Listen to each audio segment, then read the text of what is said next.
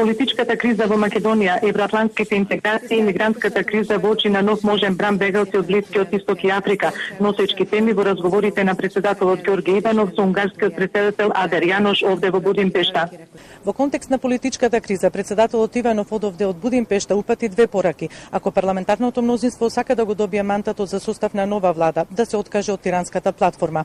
Можен излез од кризата се и организирање на нови предвремени парламентарни избори, на кои граѓаните ќе можат да се изјаснат за темите кои се наметнаа во постизборниот период. Што уште кажа Иванов на оваа тема?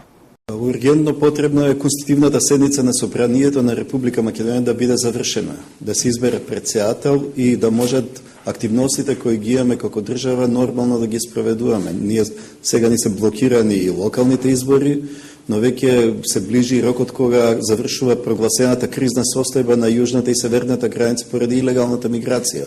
Значи тоа е неопходно, а второ е мнозинството да се откаже од тиранската платформа за да може да го добие мандатот за да се формира влада која ќе почне да се справува со сите овие предизвици. Ја тоа јавно го кажав, има правни пречки, правните пречки би се совладале доколку заврши конститутивна седница и политичка пречка да се отфрли и да се осуди платформата од Тирана.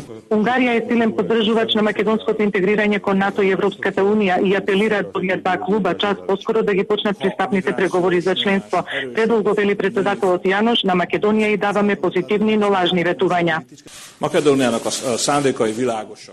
Намерите на Република Македонија се јасни од почетокот, значи долгорочно тие би сакале да се приклучат кон Европската Унија и кон НАТО. Во поглед на интеграцијата кон НАТО, скоро 10 години им нудиме позитивни, но лажливи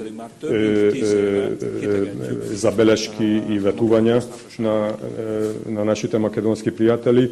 Во поглед на интеграцијата кон Европската Унија, ова се случува веќе над 10 години. И двајцата председатели си упатија изрази на благодарност за заемната поддршка во контекст на мигрантската криза. Без стабилен Балкан нема стабилна Европа, заклучија двајцата државници.